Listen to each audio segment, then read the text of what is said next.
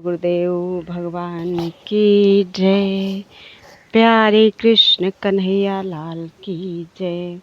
श्रीमद् भागवत महापुराण नवम स्कंध चल रहा है और आज है इक्ष्वाकु वंश के शेष राजाओं का वर्णन, राजा निमि के वंश का वर्णन, चंद्रवंश का वर्णन,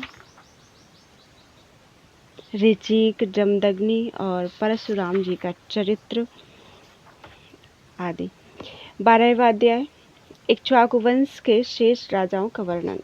श्री सुखदेव जी कहते हैं, परीक्षित, कुश का पुत्र हुआ अतिथि, उसका निषद, निषद का नभ, नभ का पुंडरीक और पुंडरीक का क्षेमधन्वा, क्षेमधन्वा का देवानीक, देवानीक का अनीह, अनीह का पारियात्र, पारियात्र का बलस्थल और बलस्थल का पुत्र हुआ वज्रनाभ, यह सूर्य का अंश था।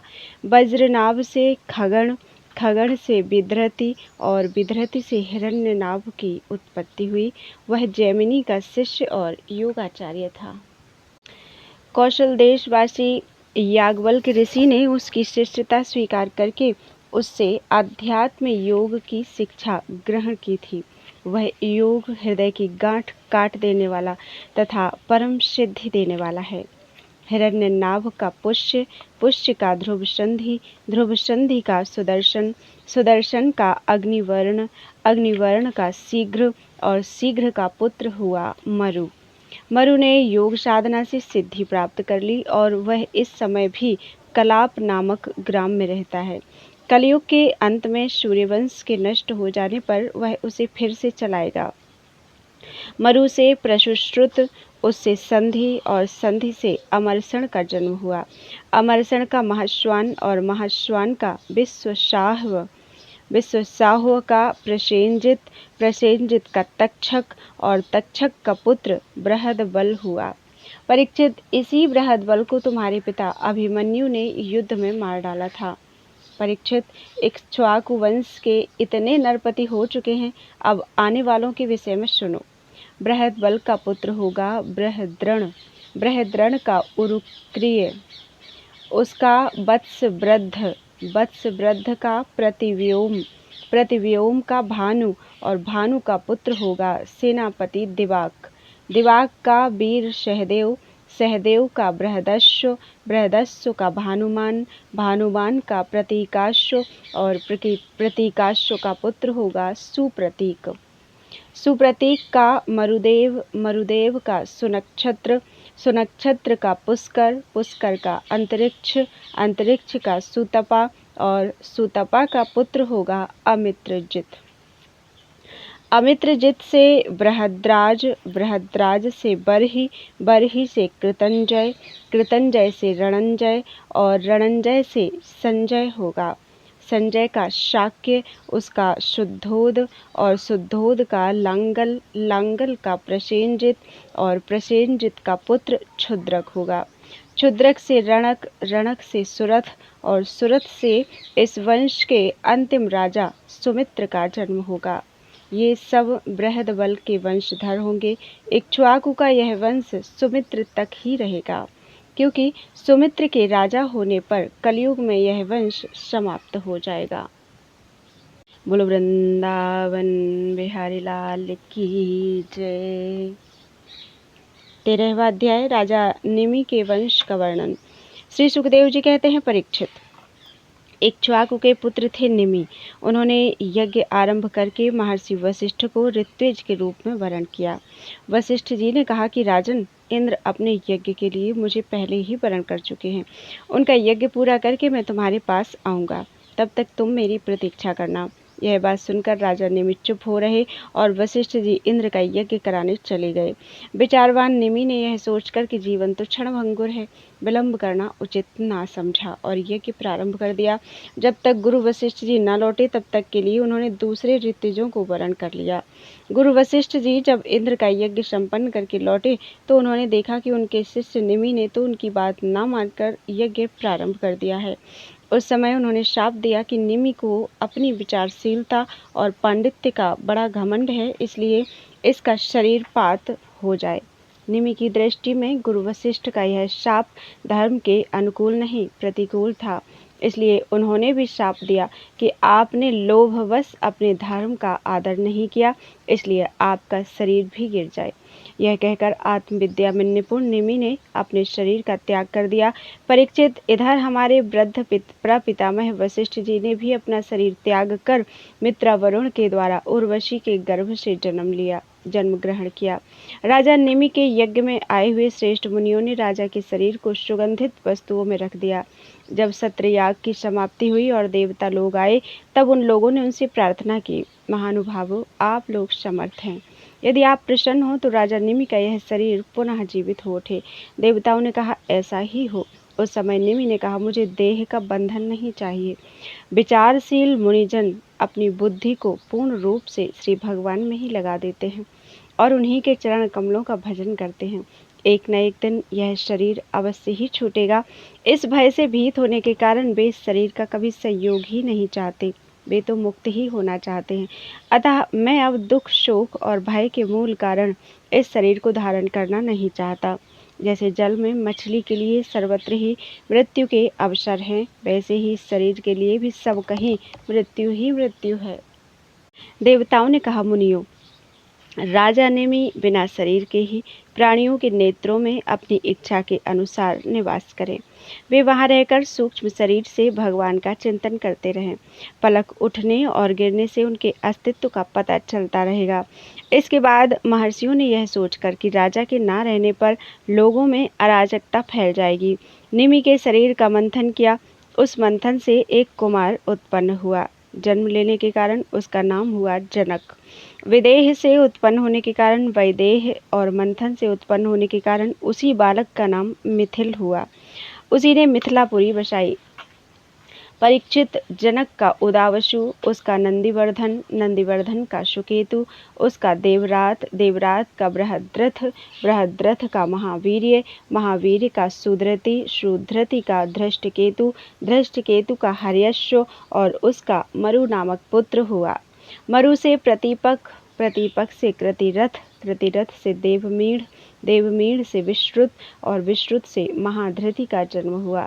महाधृति का कृतिरात, कृतिरात का महारोमा, महारोमा का स्वर्णरोमा और स्वर्णरोमा के पुत्र हुआ हर्षरोमा। इसी हर्षरोमा के पुत्र महाराज शीरध्वज थे। वे जब यज्ञ के लिए धरती जोत रहे थे, तब उनके शीर हल के अग्रभाग से सीता जी की उत्पत्ति हुई। इसी से उनका नाम शीरध्वज पड़ा। शीरध्वज के कुशध्वज, कुशध्वज के धर्मध्वज और धर्मध्वज के दो पुत्र हुए, कृतध्वज और मितध्वज। कृतध्वज के केशिध्वज और मितध्वज के खांडक्य हुए। परीक्षित, केशिध्वज आत्मविद्या में बड़ा प्रवीण था, खांडक्य था कर्मकांड का मर्मज्ञ। वह केशिध्वज से भयभीत होकर भाग गया। केशिध्वज का पुत्र भानुमान और भानुमान का शतद्युम्न था। शतद्युम्न से शुचि, शुचि से सनद्वाज, सनद्वाज से ऊर्ध्वकेतु, ऊर्ध्वकेतु से अज, अज से पुरुजित, पुरुजित से अरिष्टनेमि, अरिष्टनेमि से श्रुतायु, श्रुतायु से सुपार्श्वक, सुपार्श्वक से चित्ररथ और चित्ररथ से मिथिलापति क्षेमाधि का जन्म हुआ। क्षेमाधि से समरथ, समरथ से सत्यरथ, सत्यरथ से उपगुरु और उपगुरु से उपगुप्त नामक पुत्र हुआ। यह अग्नि का अंश था। उपगुप्त का वश्वनंत, वश्वनंत, वश्वनंत का युयुध, युयुध का सुभाषण, सुभाषण का श्रुत, श्रुत का जय, जय का विजय और विजय का ऋत नामक पुत्र हुआ। ऋत का शुनक, शुनक का बीतहव्य, बीतहव्य का धृति, धृति का बहुलाश्व, बहुलाश्व का कृति और कृति का पुत्र हुआ महावशी। कृति का पुत्र हुआ महावशी।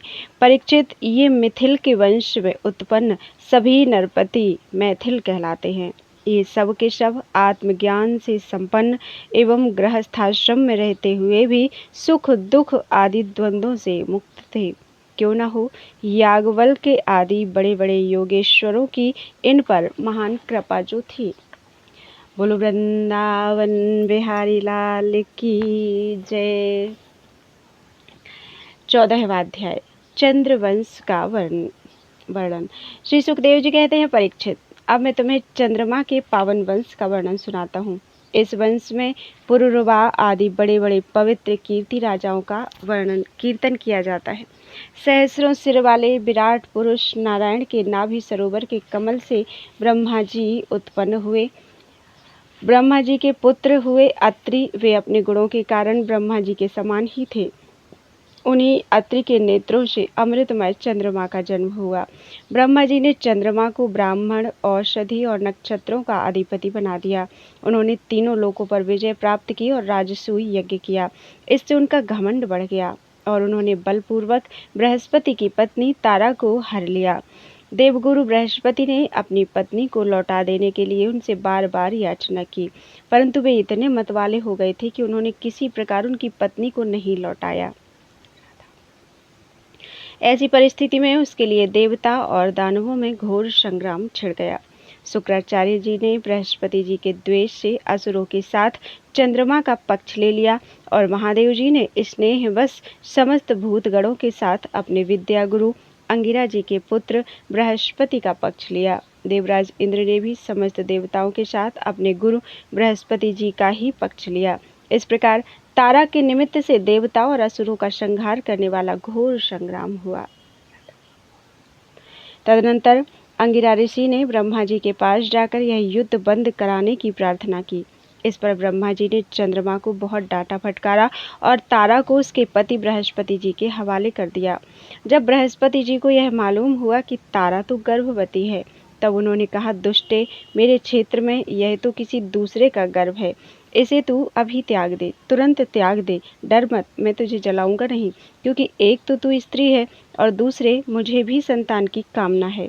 देवी होने के कारण तू निर्दोष भी है ही। अपने पति की बात सुनकर तारा अत्यंत लज्जित हुई। उसने सोने के समान चमकता हुआ एक बालक अपने गर्भ से अलग कर दिया। उस बालक को देखकर बृहस्पति और चंद्रमा दोनों ही मोहित हो गए और चाहने लगे कि यह हमें मिल जाए। अब एक दूसरे से इस प्रकार जोर जोर से झगड़ा करने लगे कि यह तुम्हारा नहीं, मेरा है। ऋषियों और देवताओं ने तारा से पूछा, यह किसका लड़का है? परंतु तारा ने लज्जावश कोई उत्तर न दिया। बालक ने अपनी माता की झूठी लज्जा से क्रोधित होकर कहा, दुष्टे, तू बतलाती क्यों नहीं? तू अपना कुकर्म मुझे शीघ्र से शीघ्र बतला दे। उसी समय ब्रह्मा जी ने तारा को एकांत में बुलाकर बहुत कुछ समझा बुझाकर पूछा। तब तारा ने धीरे से कहा कि चंद्रमा का। इसलिए चंद्रमा ने उस बालक को ले लिया। परीक्षित, ब्रह्मा जी ने उस बालक का नाम रखा बुध, क्योंकि उसकी बुद्धि बड़ी गंभीर थी। ऐसा पुत्र प्राप्त करके चंद्रमा को बहुत आनंद हुआ। परीक्षित, बुध के द्वारा इला के गर्भ से पुरुरवा का जन्म हुआ।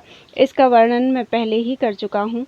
एक दिन इंद्र की सभा में देवर्षि नारद जी पुरुरवा के रूप, गुण, उदारता, शील, स्वभाव, धन संपत्ति और पराक्रम का गान कर रही थी। उन्हें सुनकर उर्वशी के हृदय में काम भाव का उदय हो आया और उससे पीड़ित होकर वह देवांगना पुरुरवा के पास चली आई। यद्यपि उर्वशी को मित्रावरुण के शाप से ही मृत्युलोक में आना पड़ा था, फिर भी पुरुष शिरोमणि पुरुरवा मूर्तिमान कामदेव के समान सुंदर हैं। यह सुनकर सुर सुंदरी उर्वशी ने धैर्य धारण किया और वह उनके पास चली आई। देवांगना उर्वशी को देखकर राजा पुरुरवा के नेत्र हर्ष से खिल उठे। उनके शरीर में रोमांच हो आया। उन्होंने बड़ी मीठी वाणी से कहा, राजा पुरुरवा ने कहा, सुंदरी, तुम्हारा स्वागत है, बैठो, मैं तुम्हारी क्या सेवा करूं? तुम मेरे साथ विहार करो और हम दोनों का यह विहार अनंत काल तक चलता रहे। उर्वशी ने कहा, राजन, आप सौंदर्य के मूर्तिमान स्वरूप हैं। भला ऐसी कौन कामिनी है जिसकी दृष्टि और मन आप में आसक्त ना हो जाए, क्योंकि आपके समीप आकर मेरा मन रमण की इच्छा से अपना धैर्य खो बैठा है।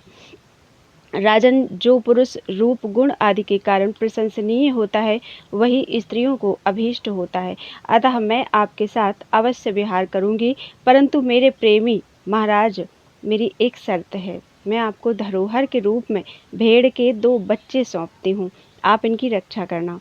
वीर शिरोमणि, मैं केवल घी खाऊंगी और मैथुन के अतिरिक्त और किसी भी समय आपको वस्त्रहीन न देख सकूंगी। परम मनस्वी पुरुरवा ने ठीक है ऐसा कहकर उसकी शर्त स्वीकार कर ली और फिर उर्वशी से कहा, तुम्हारा यह सौंदर्य अद्भुत है, तुम्हारा भाव अलौकिक है, यह तो सारी मनुष्य सृष्टि को मोहित करने वाला है। और देवी, कृपा करके तुम स्वयं यहाँ आई हो, फिर कौन ऐसा मनुष्य है जो तुम्हारा सेवन ना करेगा। परीक्षित तब उर्वशी काम शास्त्रोक्त पद्धति से पुरुष श्रेष्ठ पुरुरवा के साथ विहार करने लगी। वे भी देवताओं की विहार स्थली चैत्ररथ, नंदनवन आदि उपवनों में उसके साथ स्वच्छंद विहार करने लगे। देवी उर्वशी के शरीर से कमल केसर की सी सुगंध निकला करती थी। उसके साथ राजा पुरुरवा ने बहुत वर्षों तक आनंद विहार किया। वे उसके मुख की सुरभि से अपनी शुद्ध बुद्ध खो बैठते थे। इधर जब इंद्र ने उर्वशी को नहीं देखा, तब उन्होंने गंधर्वों को उसे लाने के लिए भेजा और कहा, उर्वशी के बिना मुझे यह स्वर्ग फीका जान पड़ता है। वे गंधर्व आधी रात के समय घोर अंधकार में वहां गए और उर्वशी के दोनों भेड़ों को, जिन्हें उसने राजा के पास धरोहर रखा था, चुराकर चलते बने। उर्वशी ने जब गंधर्वों के द्वारा ले जाते हुए अपने पुत्र के समान प्यारे भेड़ों को की बैं बैं सुनी, तब वह कह उठी कि अरे, इस कायर को अपना स्वामी बनाकर मैं तो मारी गई। यह नपुंसक अपने को बड़ा वीर मानता है, यह मेरे भेड़ों को भी बचा न सका। इसी पर विश्वास करने के कारण लुटेरे मेरे बच्चों को लूट कर लिए जा रहे हैं।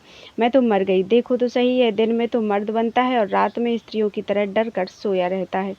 परीक्षित, जैसे कोई हाथी को अंकुश से बेध डाले, वैसे ही उर्वशी ने अपने वचन बाणों से राजा को बींध दिया। राजा पुरुरवा को बड़ा क्रोध आया और हाथ में तलवार लेकर वस्त्रहीन अवस्था में ही वे उस ओर दौड़ पड़े। गंधर्वों ने उनके झपटते ही भेड़ों को तो वहीं छोड़ दिया और स्वयं बिजली की तरह चमकने लगे। जब राजा पुरुरवा भेड़ों को लेकर लौटे, तब उर्वशी ने उस प्रकाश में उन्हें वस्त्रहीन अवस्था में देख लिया। बस वह उसी समय उन्हें छोड़कर चली गई। परीक्षित, राजा पुरुरवा ने जब अपने शयनागार में अपनी प्रियतमा उर्वशी को नहीं देखा, तो वे अनमने हो गए। उनका चित्त उर्वशी में ही बसा हुआ था। वे उसके लिए शोक से विह्वल हो गए और उन्मत्त की भांति पृथ्वी में इधर उधर भटकने लगे। एक दिन कुरुक्षेत्र में सरस्वती नदी के तट पर उन्होंने उर्वशी और उसकी 5 प्रसन्नमुखी सखियों को देखा और बड़ी मीठी बाणी से कहा, प्रिय, तनिक ठहर जाओ, एक बार मेरी बात सुन लो। निष्ठुरे, अब आज तो मुझे सुखी किए बिना मत जाओ, क्षण भर ठहरो, आओ हम दोनों कुछ बातें तो कर लें। देवी, अब इस शरीर पर तुम्हारा कृपा प्रसाद नहीं रहा, इसी से तुमने इसे दूर फेंक दिया है, अतः मेरा यह सुंदर शरीर अभी ढेर हुआ जाता है और तुम्हारे देखते देखते इसे भेड़िए और गीध खा जाएंगे। उर्वशी ने कहा, राजन, तुम पुरुष हो, इस प्रकार मत करो। देखो, सचमुच ये भेड़िए तुम्हें खा न जाएं। स्त्रियों की किसी के साथ मित्रता नहीं हुआ करती। स्त्रियों का हृदय और भेड़ियों का हृदय बिल्कुल एक जैसा होता है। स्त्रियां निर्दय होती हैं, क्रूरता तो उनमें स्वाभाविक ही रहती है, तनिक सी बात में चिढ़ जाती हैं और अपने सुख के लिए बड़े बड़े साहस के काम कर बैठती हैं। थोड़े से स्वार्थ के लिए विश्वास दिलाकर अपने पति और भाई तक को मार डालती हैं। इनके हृदय में सौहार्द तो है ही नहीं। भोले भाले लोगों को झूठ मूठ का विश्वास दिलाकर फांस लेती हैं और नए नए पुरुष की चाट से उल्टा और स्वच्छंद चारणी बन जाती है। तो फिर तुम धीरज धरो, तुम राजराजेश्वर हो, घबराओ मत। प्रति 1 वर्ष के बाद एक रात तुम मेरे साथ रहोगे, तब तुम्हारे और भी संतानें होंगी। राजा पुरुरवा ने देखा कि उर्वशी गर्भवती है, इसलिए वे अपनी राजधानी में लौट आए। 1 वर्ष के बाद फिर वहां गए, तब तक उर्वशी एक वीर पुत्र की माता हो चुकी थी। उर्वशी के मिलने से पुरुरवा को बड़ा सुख मिला और वे एक रात उसी के साथ रहे। प्रातःकाल जब वे विदा होने लगे, तब विरह के दुख से वे अत्यंत दीन हो गए। उर्वशी ने उनसे कहा, तुम इन गंधर्वों की स्तुति करो, ये चाहें तो तुम्हें मुझे दे सकते हैं। तब राजा पुरुरवा ने गंधर्वों की स्तुति की। परीक्षित, राजा पुरुरवा की स्तुति से प्रसन्न होकर गंधर्वों ने उन्हें एक अग्नि स्थापन करने का पात्र दी। राजा ने समझा यही उर्वशी है, इसलिए उसको हृदय से लगाकर वे एक वन से दूसरे वन में घूमते रहे। जब उन्हें होश हुआ, तब वे इस थाली को वन में छोड़कर अपने महल में लौट आए एवं रात के समय उर्वशी का ध्यान करते रहे। इस प्रकार जब त्रेता युग का प्रारंभ हुआ, तब उनके हृदय में तीनों वेद प्रकट हुए। फिर वे उस स्थान पर गए जहाँ उन्होंने वह अग्निस्थाली छोड़ी थी। अब उस स्थान पर शमी वृक्ष के गर्भ में एक पीपल का वृक्ष उगाया था। उसे देखकर उन्होंने उससे 2 अरणियाँ मंथन काष्ठ बनाई। फिर उन्होंने उर्वशी लोक की कामना से नीचे की अरणि को उर्वशी, ऊपर की अरणि को पुरुरवा और बीच के काष्ठ को पुत्र रूप से चिंतन करते हुए अग्नि प्रज्वलित करने वाले मंत्रों से मंथन किया। तीनों मंथन से जातवेदा नाम का अग्नि प्रकट हुआ। राजा पुरुरवा ने अग्नि देवता को त्रयी विद्या के द्वारा आहवनीय, गार्हपत्य और दक्षिणाग्नि इन तीनों भागों में विभक्त करके पुत्र रूप से स्वीकार कर लिया। फिर उर्वशी लोक की इच्छा से पुरुरवा ने उन तीनों अग्नियों द्वारा सर्वदेव स्वरूप इंद्रियातीत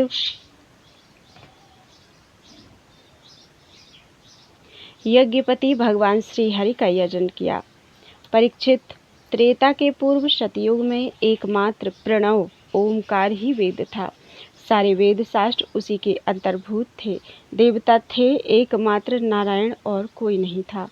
अग्नि भी 3 नहीं केवल एक था और वर्ण भी केवल एक हंस ही था। परीक्षित, त्रेता के प्रारंभ में पुरुरवा से ही वेद त्रयी और अग्नि त्रयी का आविर्भाव हुआ। राजा पुरुरवा ने अग्नि को संतान रूप से स्वीकार करके गंधर्व लोक की प्राप्ति की। बोलो वृंदावन बिहारी लाल की जय। त्वदीयं वस्तु गोविंदं तुभ्यमेव समर्पितम्।